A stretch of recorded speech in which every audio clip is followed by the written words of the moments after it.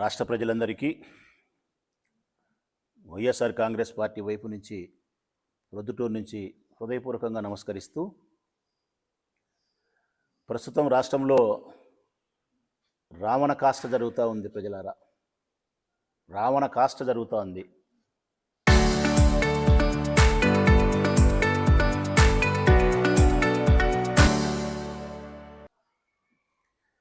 మాటలతో దాడులు జరుగుతున్నాయి.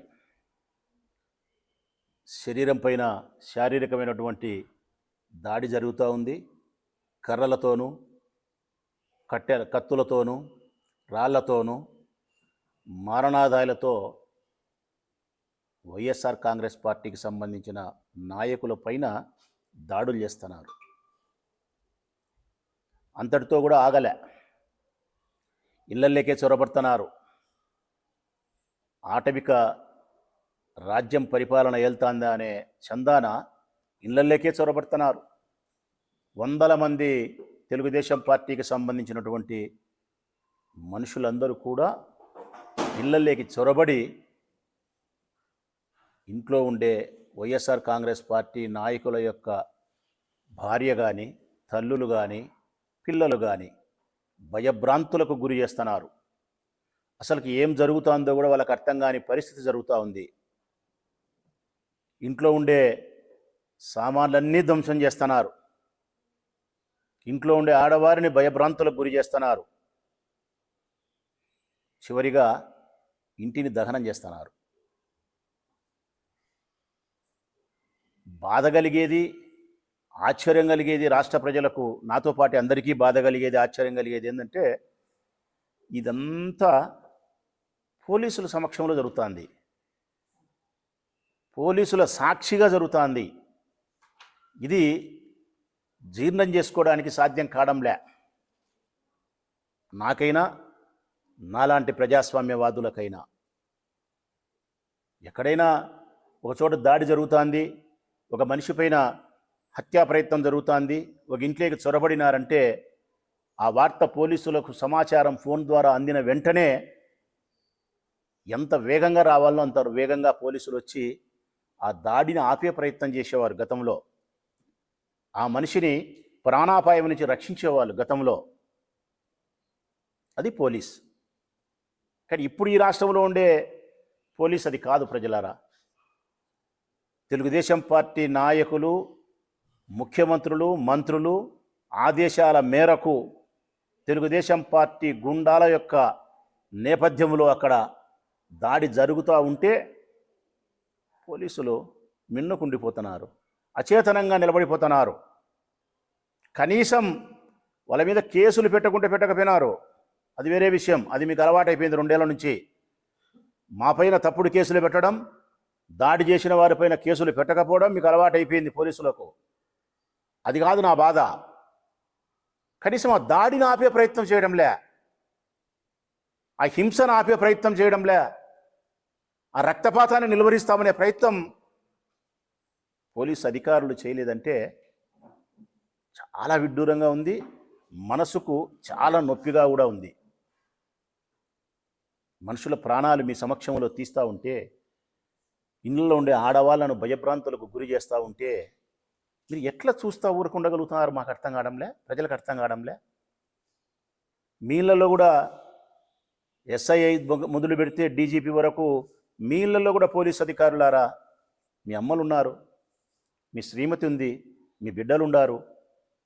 ఎవరైనా దొంగలో, రౌడీలో, గుండాలో మీ ఇళ్ళల్లోకి వచ్చి మీ ఇంటిని ధ్వంసం చేసి మీ ఆడవారిని భయభ్రాంతులకు గురి చేసి సస్తామో బతుకుతామో తెలియని పరిస్థితి కల్పిస్తే మీ మనసుకు బాధ అనిపించదా?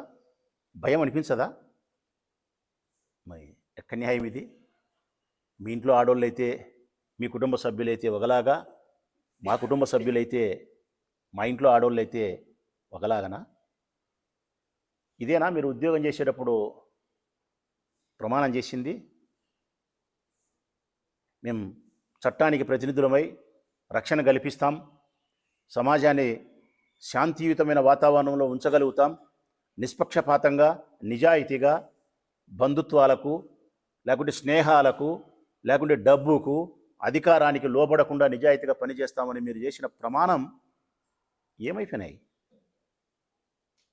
అంబటి రాంబాబు ఇంట్లోకి సొరబడి 1000 మంది యువకులు కట్టెలతో రాళ్లతో ఇల్లంతా ధ్వంసం చేసి ఇంట్లో వాళ్ళ ఆడోళ్ళు ఉంటే వాకిలేసుకొని లోపల భయభ్రాంతులకు గురవుతూ ఉంటే మీరు 100 మంది పోలీసు వాళ్ళు ఉండి గమ్మునుండారు. ఒక్కని మీదన్నా మీరు లాఠీ చార్జ్ చేసినారా? ఆ గుంపును చెదరగొట్టే ప్రయత్నం చేసినారా? వారికి వార్నింగ్ అన్నా ఇచ్చినారా? ఒక్క మాటన్నా పరుషంగా వాళ్ళని మాట్లాడినారా? కరెక్ట్గా చెప్పాలంటే సినిమా చూస్తున్నారు, లైవ్లో సినిమా చూస్తున్నారు మీరు. నిజంగా ఈ ఉద్యోగం చేసి మీరు ఇంటికి పోయి మీ భార్యకు మీ పిల్లలకు ఏం సమాధానం చెప్తున్నారో ఆ భగవంతునికే తెలియాల. పోలీస్ అధికారులరా, ఇంటికి పోయిన తర్వాత మీ శ్రీమతి కానీ మీ బిడ్డలు కానీ మిమ్మల్ని ప్రశ్నించడం లేదా? వారికి మీరు సమాధానం చెప్పడం లేదా? సమాజానికంటే మీరు సమాధానం చెప్పడంలే, చెప్పే పరిస్థితుల్లో మీరు లేరు. కనీసం మీ కుటుంబ సభ్యులకు నేను అనుకుంటా ఉంటా, చంద్రబాబు నాయుడు యొక్క ప్రభుత్వానికి లొంగి, వారి అధికారానికి లొంగి మీ పోస్టింగుల కోసము, మీ ఉద్యోగాల కోసము మనసు సంపుకొని ఈ ఉద్యోగం మీరు చేస్తున్నారే, నిజంగా మనసు కలిగిన పోలీసు అధికారులు అయితే మానసికంగా ఆ రాత్రి చచ్చిపోయిటారు మానసికంగా. నాకు తెలిసి భోజనం కూడా చేసిండరు. వాళ్ళ శ్రీమతి భోజనానికి పిలిస్తే కూడా నాకు ఆకలి లేదు, ఈరోజు నేను తినలేనని కూడా చెప్పిండొచ్చు మర్యాదస్తులు ఏంటే. మరికొంతమంది పోలీసు అధికారులు అయితే బిర్యానీ తింటారు, మరికొంతమంది అయితే వారు పచ్చ చొక్కా వేసుకొని ఉద్యోగం చేస్తుంటారు, వారికి ఆనందం. తప్పనిసరిగా ఆంధ్రప్రదేశ్ సమాజానికి పోలీసులు, చంద్రబాబు నాయుడు ప్రభుత్వము సమాధానం చెప్పాల్సినటువంటి బాధ్యత అయితే ఉంది. ఒక్కసారి ప్రజల్ని ఆలోచించమంటానా, బయట ఏం జరిగిందో తర్వాత మాట్లాడుకున్నాం, లేదు ఇప్పుడే మాట్లాడుకున్నామంటే ఇప్పుడే మాట్లాడుకున్నాం. బయట ఏమన్నా జరగని, పురుషులు ఎవరైనా ఏమైనా మాట్లాడుకొని రాజకీయాలు ఉండేవాళ్ళు ఇళ్ళ మీదకి రావచ్చునా? ఇళ్లను దహనం చేయొచ్చునా? భార్యాపిల్లలను భయభ్రాంతులకు గురి చేయొచ్చునా? ఎవరిదైనా ఇన్లే, ఎవరింట్లో ఉండే వృద్ధులైనా వృద్ధులే, ఎవరింట్లో తెలుగుదేశం పార్టీ వాళ్ళ ఇంట్లో ఉండే వాళ్ళైనా, మా ఇళ్లలో ఉండే వాళ్ళైనా మహిళలే కదా ప్రజలారా. చంద్రబాబు నాయుడు ఏమి సమాధానం చెప్పాలనుకుంటున్నాడో, లేకుంటే ఏం సందేశం సమాజానికి ఇవ్వాలనుకుంటున్నాడో, భావితరాల రాజకీయ భవిష్యత్తును ఏ విధంగా రాయాలనుకుంటున్నాడో మరి నిజంగా ఆయనకే అర్థం కాలే. తన కుమారుడైనటువంటి లోకేష్ బాబు రాజకీయంగా పూర్తి బాధ్యతలు తీసుకునే నాటి నుంచి ఈ రాష్ట్రం రావణ కాష్టమైంది. ఒక రెడ్ బుక్ అని భయాన్ని కల్పించే విధంగా ఒక రెడ్ బుక్ తీసుకొచ్చినారు. ఎక్కడైనా ప్రభుత్వం ఏర్పడితే ప్రజలకైనా రాజకీయ ప్రత్యర్థులకైనా ఒక నమ్మకం కలిగే విధంగా ఉంటుంది. కొత్త ప్రభుత్వం ఏర్పడితే ఏదో పాత ప్రభుత్వాన్ని మేము వద్దనుకున్నాం, కొత్త ప్రభుత్వాన్ని తెచ్చుకున్నాం, మాకు ఇదిగో ఈ అభివృద్ధి చేస్తారు, ఈ సంక్షేమాన్ని ఇస్తారు, మా జీవితాలకి వెలుగునిస్తారని చెప్పి ఎవరైనా ఆశగా, నమ్మకంగా, సంతోషంగా స్వాగతిస్తారు.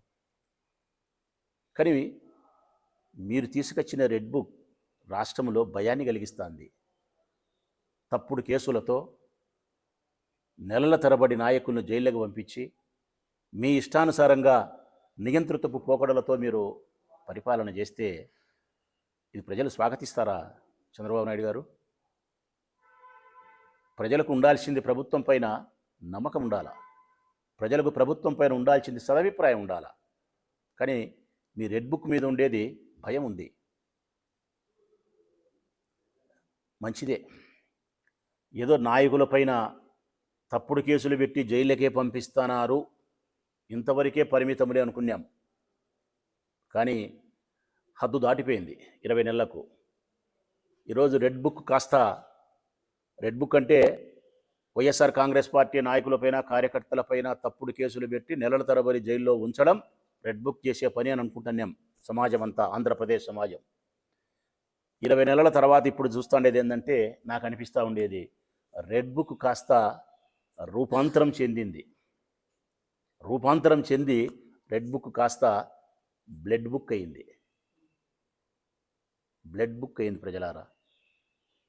రెడ్ బుక్ ఏమో మమ్మల్ని జైళ్ళల్లో పెట్టిన వరకు పరిమితమైంది. అది ఇప్పుడు బ్లడ్ బుక్ ఏమో మా రక్తాన్ని రుచి చూడాలంటుంది. వైఎస్ఆర్ కాంగ్రెస్ పార్టీ నాయకుల యొక్క రక్తాన్ని రుచి చూడాలంటుంది.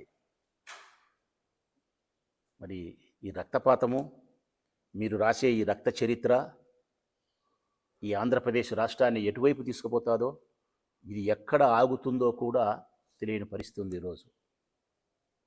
భావితరాల రాజకీయ మన వారసులకు ఏం సమాధానం చెప్తారో మరి ఈరోజు చంద్రబాబు నాయుడు గారు. రేపు రాబోయే రాజకీయ భవిష్యత్తులకు మీరు ఏం సమాధానం చెప్తారు? ఎవరైనా ఈ రాష్ట్రంలో రాజకీయాల్లోకి రావాలంటే సాహసిస్తారా? ప్రజలకు సేవ చేసేదానికి నిస్వార్థపూరితమైన ఆలోచనలతో ప్రజలు ముందుకొచ్చే పరిస్థితి ఏ యువకులైనా ముందుకు వస్తారా? వాళ్ళ తల్లిదండ్రులు ముందుకు రాణిస్తారా? ఇటువంటి చర్యలకు మీరు పాల్పడితే రాజకీయ నాయకుల యొక్క ప్రాణాలకు భద్రత లేదు, రాజకీయ నాయకుల యొక్క ఆస్తులకు భద్రత లేదు, రాజకీయ నాయకుల యొక్క కుటుంబ సభ్యులకు కూడా భద్రత లేదు. ఇక రాజకీయ నాయకులకు ప్రాణాలకు, ఆస్తులకు, గౌరవానికి దేనికి భద్రత లేనప్పుడు రాజకీయాల్లోకి ఎవరు వస్తారు? ఈ సమాజాన్ని ఉద్ధరించడానికి ఎవరు సంసిద్ధమవుతారు? ఇదే ఈరోజు చంద్రబాబు నాయుడు రాస్తూ ఉండే బ్లడ్ బుక్ ద్వారా రక్త చరిత్ర. అంబటి రాంబాబు గారు గురించి మీరు మాట్లాడుతున్నారు. నేను స్పష్టంగా చెప్తా ఉన్నా ప్రజలకు, దీనికి బీజం వేసింది ఎవరు? ఈ రావణ కాష్టకు బీజం వేసింది ఎవరు ప్రజలారా? ఎక్కడ పడింది బీజం? మొట్టమొదటి బీజం వేసింది, మొట్టమొదటి దీనికి కారణభూతుడు నారా చంద్రబాబు నాయుడు గారు. కారణం, అత్యంత పవిత్రమైనటువంటి తిరుమల తిరుపతి ప్రసాదమైనటువంటి లడ్డుకు సంబంధించి పంది, ఆవు, ఎద్దు, చేపలు తదితర జంతువుల యొక్క కొవ్వు నుంచి తీయబడినటువంటి నూనె ద్వారా ఈ లడ్డు ప్రసాదం తయారు కాబడింది, మహా అపచారం జరిగింది దేవదేవునికి అని చెప్పి నిరాధారమైనటువంటి, ఏ ఆధారము లేకుండా, ఏ విచారణ చేపట్టకుండా, ఏ ల్యాబు రిపోర్ట్ ఇవ్వకుండా గాలి మాటను 120 కోట్ల మంది హిందువుల యొక్క భక్తుల మనోభావం పైన దాడి చేసి అబద్ధం ద్వారా అపపవిత్రం చేయబడింది నారా చంద్రబాబు నాయుడు. ఇది తొలి బీజం, తొలి బీజం. ఆ రోజు మా జగన్మోహన్ రెడ్డి గారికి, మా పార్టీకి ఇంతటి నిందను మాకు ఆపాదిస్తే మోసినాం మేము. కారణం, దేవదేవుడైన వెంకటేశ్వర స్వామి నిజాన్ని నిగ్గు తేలుస్తాడు, సిబిఐ విచారణ చేసినప్పుడే అసలు విషయాలు, నిజాలు బయటకు వస్తాయని చెప్పి మౌనం దాల్చినాడు మా నాయకుడు. మమ్మల్ని మౌనం దాల్చమని చెప్పినాడు. 20 నెలల తర్వాత సిబిఐ రిపోర్టు ఏమిచ్చింది? జంతువుల కొవ్వు కలవలేదు అని ఇచ్చింది. జంతువుల కొవ్వు కలవలేదు అని ఇచ్చింది. నిజంగా మీరు స్వామివారి భక్తులైతే, ఆ స్వామివారి భక్తులైనటువంటి 120 కోట్ల మంది యొక్క మనోభావాన్ని సంరక్షించాల్సినటువంటి నాయకత్వం మీకుంటే, దేవదేవునికి దండం పెట్టుకొని, స్వామి నీ దయ వలన నీకు నైవేద్యంగా ప్రసాదించే ఈ లడ్డు అపపవిత్రం కాలేదు, జంతువుల కొవ్వు కలవలేదు, అట్టి ప్రసాదాన్ని నీ భక్తులు ఎవరు స్వీకరించలేదు, ధన్యవాదాలు తండ్రి అని చెప్పి ఆ దేవదేవునికి దండం పెట్టుకొని తిరుమలకు పోయి దర్శనం చేసుకొని రావాలి. కానీ మీరేం చేసినారు? మళ్ళా చంద్రబాబు నాయుడు గారు మళ్ళా మీ వాళ్ళతో పచ్చపత్రికల్లో రాపిచ్చి, మళ్ళా మీ మనుషులతో ప్రకటనలు చేయించి, జంతువుల కొవ్వు కలసలేదు అని చెబితే ఇప్పుడు మళ్ళా కల్తీ జరిగింది అని మళ్ళా ఇంకొక పాట పాడుతున్నారు. అంటే ఇంకా దాన్ని మీరు ప్రొలాంగ్ చేయాలా? ఇంకా రాజకీయ ప్రయోజనాల కోసం స్వామివారి యొక్క ప్రసాదాన్ని వాడుకోవాలని చెప్పి కల్తీ జరిగిందంటున్నారు. మరి మీరు కల్తీ జరిగిందని అంటున్నారంటే జంతువుల కొవ్వు కల్తీ లేదనే కదా, అంగీకరించినట్టే కదా. మరి అంగీకరించడమే వాస్తవమైనప్పుడు ఆనాడు ఆధారం లేకుండా తప్పు మాట్లాడడం బాధ్యత కలిగిన ముఖ్యమంత్రి స్థాయిలో ఉండి పెద్ద తప్ప కాదా? ఇది ఆనాడు వేసిన బీజం ఈనాడు మళ్ళీ రెండవసారి అంకురార్పణ చేసినావు దానికి. మళ్ళీ కల్తీ నెయ్యి అని చెప్పి గొడవలకు శ్రీకారం చుట్టావు. దీని తర్వాత నువ్వు ఆగినావా? ఎంతటి బరి తెగించిందంటే మీ ప్రభుత్వం, మీరు ఆగలే. ఎక్కడ ఈ లడ్డూ ప్రసాదములో జంతువుల కొవ్వు కల్తీ కలసలేదని ప్రజలకు తెలిసిపోయింది. సోషల్ మీడియాలో ప్రజలు వాంచి పారేస్తున్నారు, విపరీతంగా ట్రోలింగ్ జరుగుతూ ఉంది ఈ ప్రభుత్వాన్ని దూషిస్తూ అని చెప్పి మిమ్మల్ని మీరు కాపాడుకునేదానికి, రాజకీయ రక్షణ చేసుకునేదాని కోసం మరొక పాపానికి, అపచారానికి తెరదీసి రాష్ట్ర వ్యాప్తంగా అన్ని నియోజకవర్గాల్లో పెద్ద పెద్ద ఫ్లెక్సీలు వేసినారు. జగన్మోహన్ రెడ్డి బొమ్మ వేసి, లడ్డూ ప్రసాదం బొమ్మ వేసి, మహాపాపం నిజం. ఏంది ఇది టైటిలు? లడ్డూ ప్రసాదం మహాపాపం నిజం అంటే మిమ్మల్ని రక్షించుకునేదానికి రాజకీయంగా మీరు జగన్మోహన్ రెడ్డి గారి బొమ్మ వేసి, తిరుపతి లడ్డూ వేసి, ఆ ప్రసాదం మహాపాపం నిజమని చెప్పి రాస్తే ఇది మరొక రాజకీయ పార్టీని రెచ్చగొట్టడం కాదా చంద్రబాబు నాయుడు గారు? మరొక రాజకీయ పార్టీకి సంబంధించిన కార్యకర్తల హృదయాలలో కోపాన్ని రగిలించడం కాదా? అంటే మీ ఉద్దేశం ఈ ఫ్లెక్సీలు వేయండి, కొంతమంది ప్రజలైన లడ్డులో కల్తీ జరిగిందని నమ్మనియండి, ఇది నచ్చని వైఎస్ఆర్ కాంగ్రెస్ పార్టీ వాళ్ళు వచ్చి ఏదైనా తీసే ప్రయత్నం చేస్తే గొడవ జరగని ఆ హింస ద్వారా అయినా ఈ లడ్డూ ప్రసాదం యొక్క జంతు కొవ్వు కలసలేదనే విషయాన్ని డైవర్ట్ చేద్దాం. అటు ఈ విషయాన్ని డైవర్ట్ చేసినట్టు ఉంటుంది, గొడవకు కారణభూతమైనటువంటి వైఎస్ఆర్ కాంగ్రెస్ పార్టీ నాయకుల పైన రెడ్ బుక్ పనిచేస్తుంది. తప్పుడు కేసులు నమోదు చేసి జైలుకు పంపిస్తాం. ఇంకా ఏదైనా వాళ్ళు పొరపాటున మాట జారితే దాన్ని భూతద్దంలో చూపించి నంగనాసి ఏడుపులు ఏడుద్దాం. ఇది నువ్వు చేసిన పని. అందుకే ఆడ ఫ్లెక్సీ పెట్టించినావు. ఫ్లెక్సీ పెట్టిస్తే మా అంబటి రాంబాబు గారు అక్కడ పోయి ఫ్లెక్సీ తీసేయలే. ప్రజలారా, ఇది తప్పు, మా నాయకుని బొమ్మ వేసి ఈ విధంగా మీరు చేయడం అనేది తప్పు, ఇది గొడవలకు దారి తీస్తుంది కాబట్టి 24 గంటల వ్యవధిలో పోలీసులు జోక్యం చేసుకొని ఈ ఫ్లెక్సీ తీసేయమను అని చెప్పినారు. మరి పోలీసు అధికారులు వివాదాస్పదమైనటువంటి ఫ్లెక్సీ ఉన్నప్పుడు, మత సామరస్యాన్ని దెబ్బతీసేటప్పుడు, 2 వర్గాల మధ్య గొడవ అయ్యేటప్పుడు ఆ ఫ్లెక్సీని తీసేయాల్సిన బాధ్యత పోలీసులకు ఉందా లేదా? తీసేయకపోవడం పైగా మరుసటి దినం తెలుగుదేశం పార్టీకి సంబంధించిన గూండాలు కట్టెలతోనూ మారణాదాయాలతోనూ ఆ ఫ్లెక్సీ దగ్గర వచ్చి రక్షణగా నిలబడితే పోలీసులు కూడా కాకి దుస్తులు వేసుకొని వాళ్ళల్లో కలిసిపోయి వాళ్ళేమో ఫ్లెక్సీకి రక్షణగా ఉన్నారు, మీరేమో తెలుగుదేశం పార్టీ గుండాలకు రక్షణగా నిలబడినారు. చోద్యం నాయన, చోద్యం. ఇది నేను ఎక్కడ చూడలే నా జీవితంలో. గుండాలకు, రౌడీలకు, హింస చేసే వాళ్లకు పోలీసులు రక్షణ. అప్పటికీ మేమేమనలే అంబటి రాంబాబు. ఆయన పార్టీ ఆదేశాల మేరకు వెంకటేశ్వర స్వామి దేవాలయానికి పోయి పూజ చేసి తిరిగి ఇంటికి పోతా ఉంటే ఆయన కారు మీద దాడి చేసినారు. ఇదే కదా గొడవకు కారణం. మళ్ళా అనవసరంగా ఆయన పొయ్యేవాని మీద, కారు మీద దాడి చేసి బండ బూతులు ఆయన తిట్టినారు.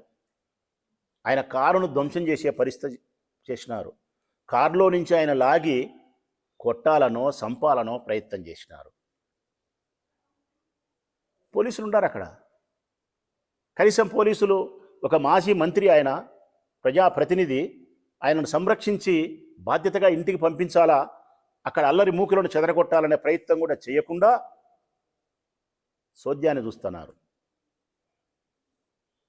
అప్పుడు అంబటి రాంబాబును తెలుగుదేశం పార్టీ మనుషులు మాట్లాడిన మాటలు, తిట్టిన తిట్లు ప్రజలందరికీ తెలుసు. ఒకవేళ తెలియకపోతే వినిపించగలుగుతాం. అమ్మనన్నారు, అక్కనన్నారు, లంజా అన్నారు, దింగుతా అన్నారు. ఒక్కటి కాదు, ఈ నోటితో మాట్లాడలేని పరుషమైన, హీనమైన, సంస్కారహీనమైన మాటలన్నీ మాట్లాడినారు. అంతటితో ఆగినారా ప్రజలారా? వీళ్ళు ఒక మాజీ మంత్రిని పట్టుకొని మాట్లాడినారు. ఈ రాష్ట్రానికి సంబంధించిన మాజీ ముఖ్యమంత్రి జగన్మోహన్ రెడ్డి గారిని పట్టుకొని ఆ ఆకతాయి వాళ్ళ గుండాలు ఆలిన అమ్మను మాట్లాడినారు. జగన్మోహన్ రెడ్డి గారిని ఆలిని అమ్మను మాట్లాడిన తర్వాత అంబటి రాంబాబు గారికి కోపం వచ్చి కారు అద్దంలో నుంచి తల బయటికి పెట్టి ఒక్క మాటే ఆయన మాట్లాడింది.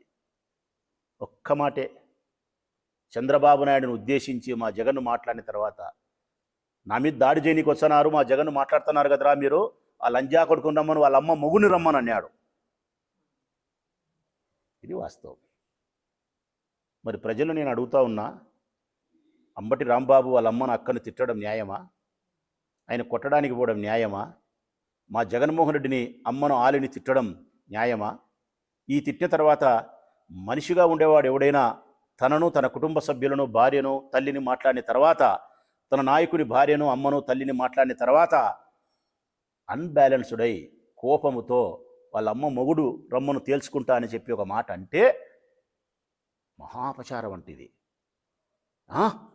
నారా చంద్రబాబు నాయుడు గారి శ్రీమతి భువనేశ్వరమ్మను నువ్వు అమ్మ మొగుడు అంటావా? నారా చంద్రబాబు నాయుడు భార్యను అంటావా? నారా చంద్రబాబు నాయుడు వాళ్ళ అమ్మను, ఆ తల్లి పేరు ఏం పేరు నాకు తెలియదు, వాళ్ళ అమ్మ మొగుడు అంటావా? ఇది మహాపచారం. అసలు 75 ఏళ్ళ వయసు కలిగిన అపార అనుభవము, జ్ఞానం కలిగిన నారా చంద్రబాబు నాయుడు గారి అమ్మ మొగుడంటావా, అమ్మ మొగుడంటావా అని ఘోరమైన తప్పిదంగా చిత్రీకరించి నారా చంద్రబాబు నాయుడు గారు, లోకేష్ బాబు గారి యొక్క సంపూర్ణమైనటువంటి డైరెక్షన్లో పోలీసులకు చెప్పి, మా వాళ్ళు మా ఇష్టానుసారంగా ప్రవర్తిస్తారు, మీరు మిన్నుకుండిపోవాల్సిందే అని ఆజ్ఞాపించి, పాతయి కొత్తయి అన్ని పగలు హృదయంలో దాచుకునేటన్ని బహిర్గతం చేసి అంబటి రాంబాబు గారింటిపైకి స్వయాన నారా చంద్రబాబు నాయుడు గారు, లోకేష్ గారి పంపించినారు. మరి నేను అడుగుతా ఉన్నా ఈరోజు, మా అంబటి రాంబాబు మాట్లాడిన మాట మీరు తప్పు అంటున్నారు. మీ తెలుగుదేశం పార్టీకి సంబంధించిన నాయకులు బయటకు వచ్చి మాట్లాడుతున్నారు, చాలామంది మాట్లాడుతున్నారు, గొప్ప గొప్ప మాటలు మాట్లాడుతున్నారు. ఏం మాట్లాడుతున్నారు తెలిసిన వాళ్ళు? ప్రజలారా, ఇదేనా మీరు మాట్లాడాల్సిన భాష అంటున్నారు. వైఎస్ఆర్ కాంగ్రెస్ పార్టీ నాయకులారా, మీరు మాట్లాడవలసిన భాష ఇదేనా? మీ ఇళ్ళల్లో ఆడోళ్ళు ఈ భాష వింటే మిమ్మల్ని ఇంట్లోకి రాణిస్తారా? మీకు అన్నం పెడతారా మీ భార్యలు అని చెప్పి అనితమ్మ మాట్లాడుతుంది, హోమ్ మినిస్టర్ సోదరి. మరొక సోదరి మడకశిర ఎమ్మెల్యే బండారు శ్రావణి చెల్లెలు, ఆ చెల్లెలు మాట్లాడుతుంది. చాలామంది తెలుగుదేశం పార్టీ వాళ్ళు మాట్లాడుతున్నారు. వైఎస్ఆర్ కాంగ్రెస్ పార్టీ నాయకులకు భాషే రాదని, బూతు భాష మాట్లాడతామని, మీరు ఎవరూ మాట్లాడరని, మీరు మాట్లాడడం వల్ల మాకు వాళ్ళ కోపం వచ్చిందని, చంద్రబాబు నాయుడును వాళ్ళ అమ్మ మొగుడు అన్నందుకు ఇల్లు దహనం చేస్తామని, మనుషులను చంపేస్తామని కేసులు పెట్టి చట్ట ప్రకారం చర్యలు తీసుకోము, కత్తులతో కర్రలతో మాత్రమే దాడులు చేసి దీనికి సమాధానం ఇస్తాము అంటున్నారు. ప్రభుత్వంలో ఉండేవాడైనా, ప్రభుత్వంలో లేనివాడైనా కానీ ఏదైనా మనకు బాధ కలిగినప్పుడు, అవమానం కలిగినప్పుడు, మరొకటి కలిగినప్పుడు చట్టపరమైన చర్యలు తీసుకుంటారు. మేమైతే పోలీసులు మాకు పలకరు కాబట్టి, ప్రతిపక్షంలో ఉండాం కాబట్టి మాకు అవకాశం లేదు. కానీ ప్రభుత్వంలో ఉండి మీకేమైందయ్యా? మీరు ఒక ఫోన్ కాల్ చేస్తే అయిపోయా, పోలీసులు స్పందిస్తారు. తప్పుడు కేసులు పెట్టేవాళ్ళు, మేమేదన్నా తప్పుడు మాటలు మాట్లాడితే కేసులు పెట్టరా? చట్టపరమైన చర్యలు తీసుకొని కేసులు పెట్టాలా? రిమాండ్కి పంపించాలా? కోర్టులు రుజువు చేయించాలా? శిక్షలు వేయించాలా? జరిగిన ఈ ఉదంతమంతా ప్రజాక్షేత్రంలో ప్రజలకు చెప్పి మా చెడ్డతనాన్ని బహిర్గతం చేయాలా? ఇది కదా మీ బాధ్యత. మరి మీ బాధ్యతను మీరు సక్రమంగా నిర్వర్తించినారా?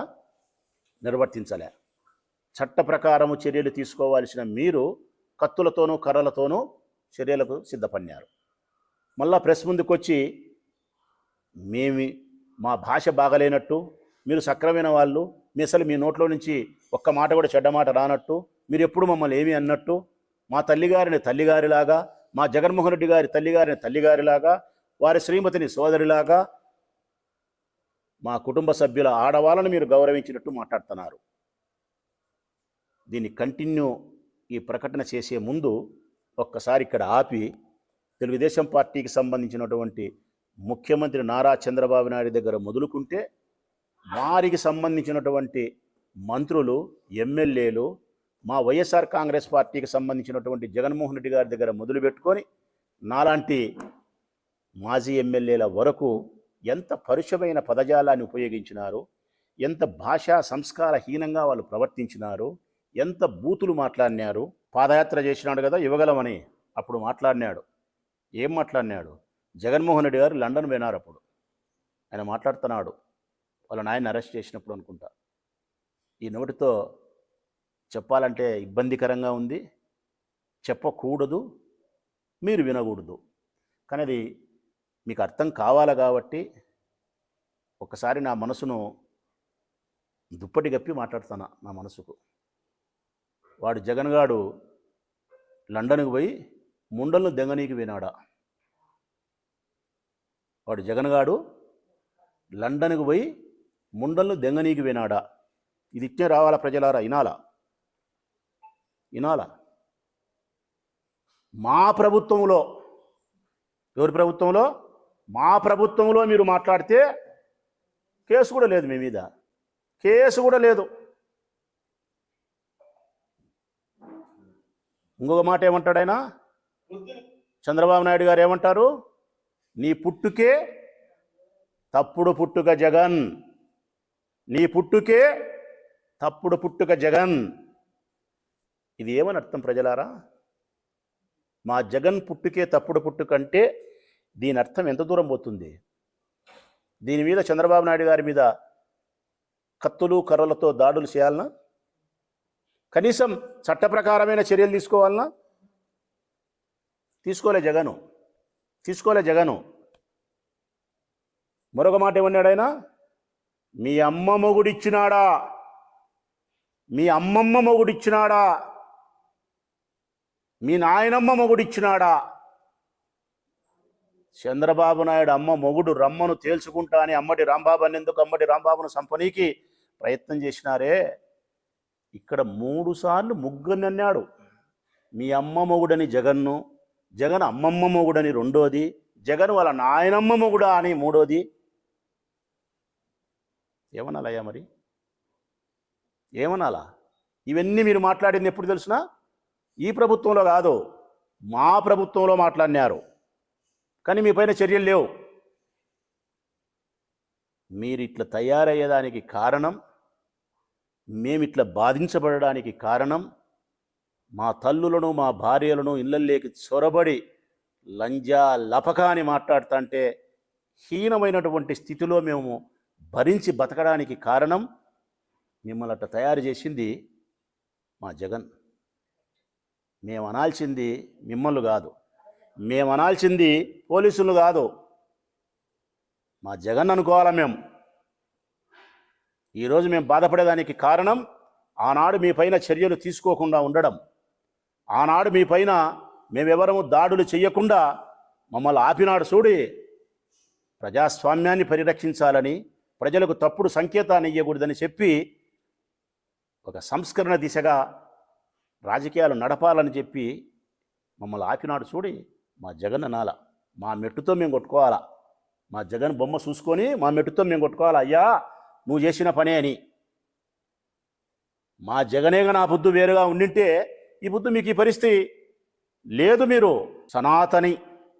సనాతని ఈయన చెప్పు తీసుకొని కొన్ని వేల మంది ప్రజల సమక్షంలో, మీడియా సమక్షంలో వైఎస్ఆర్ కాంగ్రెస్ పార్టీ నా కొడకల్లారా, వైఎస్ఆర్ కాంగ్రెస్ పార్టీ ఎమ్మెల్యే నా కొడకల్లారా, సన్నాసుల్లారా, సత్సు నా కొడకల్లారా, దద్దమ్మల్లారా, చెప్పుతో పళ్ళు రాలగొడతా అని చెప్పు పట్టుకొని చూపించినాడు. ఇదెప్పుడు మాట్లాడింది ఆయన? మా రెడ్డి ముఖ్యమంత్రిగా ఉన్నప్పుడు, మా రెడ్డి ముఖ్యమంత్రి ఉన్నాడు కదా, మా జగన్ రెడ్డి, అప్పుడు మా జగన్మోహన్ రెడ్డి ముఖ్యమంత్రిగా ఉన్న సందర్భంలో ఈ పెద్ద మనిషి చెప్పు తీసుకొని మమ్మల్ని కొడకల్లారా అని మాట్లాడితే చర్యలు లేవు. ఆయన మంచితనం మాకు శాపమైంది, సమాజానికి వరమైంది, మాకు శాపమైంది. వైఎస్ఆర్ కాంగ్రెస్ పార్టీ నాయకులకు ఈ పొద్దు మా ఇళ్ళల్లోకి వచ్చి మా పిల్లలను ఇంకా కొన్నాళ్ళు పోతే ఇంకా వేరు ఇళ్ళల్లోకి చొరబడినారు. మా పిల్లల ముందర దహనం చేస్తున్నారు ఇళ్లను. మా పిల్లలు రేపొద్దున పట్టుకున్నా కూడా ఆశ్చర్యపోవాల్సిన అవసరం ఉండదు. మీరు రగిలించిన ఈ అగ్ని జ్వాల ఈ రాష్ట్రంలో ఎటువైపు తీసుకుపోతుందో, ఎక్కడ ఇది ఆగుతుందో కూడా తెలియదు. ఇన్ని మీరు చేసినారు. రేపొద్దున మేము ప్రభుత్వంలోకి వస్తే మేము మంచిగా ఉన్నప్పటికీ, మా జగన్మోహన్ రెడ్డి గారు మంచిగా ఉన్నప్పటికీ మిగతా వాళ్ళు మంచిగా ఉంటారని నేను అనుకోవడంలే. అంబటి రాంబాబు ఊరుకుంటాడా? జోగి రమేష్ ఊరుకుంటాడా? వల్లభనేని వంశీ ఊరుకుంటాడా? కొడాలి నాని ఊరుకుంటాడా? కాకాని గోవర్ధన్ రెడ్డి అన్న ఊరుకుంటాడా? ద్వారంపూడి చంద్రశేఖర్ రెడ్డి ఊరుకుంటాడా? చాలామంది ఉన్నారు ఇట్లా. నల్లపరెడ్డి ప్రసన్న కుమార్ రెడ్డి ఊరుకుంటాడా? ప్రసన్న కుమార్ రెడ్డి ఇంటి మీదకి పోయి దాడి చేసి ఇల్లంతా ధ్వంసం చేసి 80 ఏళ్ళ వాళ్ళ తల్లి ఉన్నప్పుడు భయభ్రాంతులకు గురి చేసినారు. రేపొద్దున వీళ్ళు పగతోనూ, ప్రతీకారంతోనూ, అవమానంతోనూ తిరిగి దాడులు చేసి రక్తపాతానికి శ్రీకారం చుడితే ఈ రాష్ట్రం ఎటువైపు పోతుంది? ఈ రాష్ట్రంలోకి పరిశ్రమలు వస్తాయా? పెట్టుబడులు పెడతారా? అభివృద్ధి జరుగుతుందా? ఒక్క మాట స్పష్టంగా చెప్పగలుగుతా నేను. ఎంత అభివృద్ధి జరిగినా కూడా శాంతియుతమైన వాతావరణం లేకుంటే సమాజానికి సంతృప్తి లేదు. అభివృద్ధి గొప్పదా, శాంతి గొప్పదా అంటే 100కు 1,000,000 సార్లు చెప్తా, శాంతియుత వాతావరణం గొప్పది. నువ్వు ఎంత అభివృద్ధి చేసినా అని శాంతియుత వాతావరణం ఉంటేనే ఆ ఫలాలను అనుభవించగలుగుతారు ప్రజలు. ఇక్కడ బ్రహ్మాండమైన భోజనం పెట్టి అక్కడ మనుషులు చంపుకుంటూ ఉంటే ఆ భోజనం చేయగలిగిన పరిస్థితి ఉంటుందా? ఈ రాష్ట్రంలో శాంతియుత వాతావరణానికి మీరు భగ్నం కలిగిస్తున్నారు. పెట్టుబడులకు, పరిశ్రమలకు అంతరాయం కలిగిస్తున్నారు.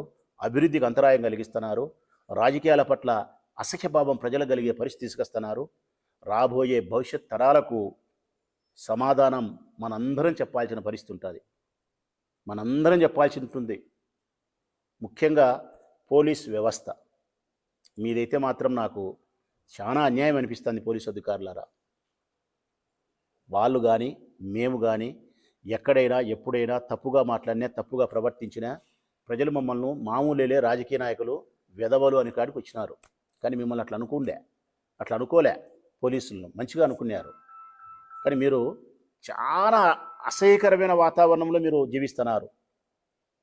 ఏం ఆ ఉద్యోగం చేయకపోతే గౌరవం లేకుండా, మానసిక తృప్తి లేకుండా, చేసిన ప్రమాణాలకు విలువ లేకుండా, అధికారానికి ప్రభుత్వానికి తలవొగ్గి బానిస బతుకులై గుమస్తాల్లాగా అన్యాయం వైపు నిలబడి, అధర్మం వైపు నిలబడి, హింసను ప్రేరేపించే వాళ్లకు మద్దతుగా నిలబడి ఆ ఉద్యోగం చేసేదానికంటే కూలి పని చేసుకొని బతికినా, వ్యవసాయం చేసుకొని బతికినా, వ్యాపారం చేసుకొని బతికినా మనసుకు తృప్తి ఉంటుంది. కుటుంబ సభ్యుల దగ్గర గౌరవం ఉంటుంది. సమాజంలో విలువ ఉంటుంది. డీజీపీ గారికి అప్పీల్ చేస్తూ ఉన్నా నేను, మీరొక్కరూ గౌరవంగా, మీరొక్కరూ నిజాయితీగా, నిటారుగా నిలబడగలిగితే, ఈ ప్రభుత్వానికి తల వగ్గకుండా పోలీస్ ఉద్యోగానికి మాత్రమే తల వగ్గి నిటారుగా నిలబడగలిగితే రాష్ట్రంలో ఉండే పోలీస్ శాఖ మొత్తం తలెత్తుకొని గర్వంగా పోలీస్ ఉద్యోగం చేస్తుంది డీజీపీ గారు. మీరు ఒక్కరు చంద్రబాబు నాయుడు గారికి తల వగ్గడం వలన ఈ రాష్ట్రంలో ఉండే పోలీసుల యొక్క తలల మీద ఉండే, టోపీ మీద ఉండే 3 చక్రాల సింహం తల దించుకుంటోంది, అశోక చక్రం. ఇది దేశ గౌరవానికి, ఈ ప్రజాస్వామ్యానికే అవమానం, అపఖ్యాతి. దయచేసి పోలీసుల వ్యవస్థ పనితీరు మార్చుకోవాల్సిన అవసరం ఉంది. శాంతి భద్రతలను పరిరక్షించాల్సిన అవసరం ఉంది. చంద్రబాబు నాయుడు గారు ఈ రక్త చరిత్రకి ఇంతటితో పులి స్టాప్ పలకాల్సిన అవసరం ఉంది. ప్రజాస్వామ్యబద్ధంగా రాజకీయాలు చేయాల్సిన బాధ్యత ఉంది. వారి మనుషులకు కూడా చెప్పాల్సిన అవసరం ఉంది. తప్పుడు భాష, తప్పుడు విధానాన్ని మాట్లాడకుండా ఉండడానికి. అంబటి రాంబాబు గారి పట్ల, మా జోగి రమేష్ గారి పట్ల, ఇక జోగి రమేష్ గురించి మాట్లాడదాం. అంబటి రాంబాబు మీ అమ్మ మొగుడు రానందుకు గలాట చేసినారు. మరి జోగి రమేష్ ఏం చేసినాడబ్బా? జోగి రమేష్ ఏం చేసినాడని వాళ్ళ ఇంటి మీద విన్నారు. నిన్న పెట్రోల్ బాంబులు వేసినారు. వాళ్ళ ఇంట్లో వాళ్ళ నాయన ఉన్నాడు, వాళ్ళ భార్య ఉంది, వాళ్ళ కూతురు ఉంది. ఇంటి మీద పెట్రోల్ బాంబులు వేసినారు. ఇల్లు దహనం అవుతుంది. లోపల చనిపోయినా చనిపోకపోయినా భయభ్రాంతులకు గురైనప్పుడు వారి మానసిక స్థితి, ఆందోళన ఎట్లుంటుంది? దేనికి చేస్తున్నారు ఇవన్నీ? మీరు మాట్లాడితే, చంద్రబాబు నాయుడు గారు మాట్లాడితే మాత్రం నీతులు, వైఎస్ఆర్ కాంగ్రెస్ పార్టీ వాళ్ళు ఎవరైనా మాట్లాడితే బూతులు. జూనియర్ ఎన్టీఆర్ వాళ్ళ అమ్మగారిని ఏం మాట్లాడినారయ్యా మీరు? మీ అనంతపురం ఎమ్మెల్యే ఏం మాట్లాడినాడు? జూనియర్ ఎన్టీఆర్ అమ్మగారిని అంత అసహ్యకరంగా మాట్లాడినారే, అది మీకు కనిపించలేదా చంద్రబాబు నాయుడు గారు? నీ బామర్ది కొడుకే ఆయన. నీ బామర్ది కొడుకే లోకేష్, ఒక బామర్ది కొడుకు జూనియర్ ఎన్టీఆర్ ఇంకొక బామర్ది కొడుకు. ఈ బామర్ది కొడుకు బిడ్డనిచ్చినావు కాబట్టి నీ బామర్ది కూతుర్ను నీ కొడుకు చేసుకున్నావు కాబట్టి, ఇతను రాజకీయాలు నీ వెంట నడుస్తున్నాడు కాబట్టి ఓకే. ఆ బామర్ది కొడుకు నీతో లేరు కాబట్టి వాళ్ళమ్మని తిట్టించావా? తిట్టోని మీద కేసు కూడా పెట్టారా? చూడుపో, అనంతపురంలో ఆ ఎమ్మెల్యే చేస్తాడే రావణ కాష్ట, విచ్చలవిడి అవినీతి, విచ్చలవిడి దుర్మార్గం. కోడూరులో ఎమ్మెల్యే జనసేనకు సంబంధించిన మీ కూటమిలో భాగస్థులైనటువంటి జనసేన పార్టీకి సంబంధించిన ఎమ్మెల్యే అరవ శ్రీధర్ పుంకాలుగా ఒక ఆడపిల్లను, కేసులు లేవు, ఆమె మీద కేసు పెట్టినారు. ఏమని? మా ఎమ్మెల్యేను బ్లాక్మెయిల్ చేస్తానావు లైంగిక వేధింపులతో. స్త్రీ పురుషుని లైంగిక వేధింపులతో బ్లాక్మెయిల్ చేస్తుందే? పురుషుడు స్త్రీని లైంగిక వేధింపులు చేస్తాడా? స్త్రీ పురుషుని చేస్తాదే? ఇది ఎట్టబ్బా మాకు అర్థం కావడంలే. దీనికి కూడా స్ఫూర్తిదాయకం చంద్రబాబు నాయుడు గారేనేమో. చెప్తుంటాడు కదా ఆయన, సంక్రాంతికి నేనే స్ఫూర్తిదాయకం. సంక్రాంతికి పట్టణాల నుంచి పల్లెల వరకు 30 లక్షల కార్లు వచ్చినాయి, 3 లక్షల కార్లు వచ్చినాయి. 30 లక్షల మంది జనాభా గ్రామీణ ప్రాంతాలకు వచ్చి సంక్రాంతి సంబరాలు చేసుకునేదానికి నేను, నా భార్య భువనేశ్వరి కారణం. మీకు స్ఫూర్తిదాయకం నేనే. ఏ దానికైనా ఆయనేనంట స్ఫూర్తి. నాకు అనిపించండి బా ఆయన దీనికి నేనే స్ఫూర్తి, దానికి నేనే స్ఫూర్తి అంటాడు. కుడి చేత్తో బువ్వ తినాలా, ఎడం చేత్తో ముడ్డి కడుక్కోవాలా, దీనికి నేనే స్ఫూర్తి. చంద్రబాబు నాయుడు మనకు నేర్పించినట్టు కుడి చేత్తో బువ్వ తినేది, ఎడం చేత్తో ముడ్డి కడుక్కుండేది ఆయన మనకు నేర్పించినాడు. ఆయనే స్ఫూర్తి. ఏంది ఇది అసహ్యం? ఏంది అసహ్యం? దయచేసి ఈ రాష్ట్రంలో జరుగుతూ ఉండే వాస్తవ స్థితిగతుల పరిస్థితులను ప్రజలు గమనించాలని మనస్ఫూర్తిగా విజ్ఞప్తి చేస్తూ ఉన్నా. పోలీసుల పనితీరుపైన ప్రజలు సోషల్ మీడియాలో స్పందించాలని విజ్ఞప్తి. Local to global news at your finger tips. మీ చేతిలో ఒక ఆయుధం. Download R TV app. Media legend Ravi Prakash is back.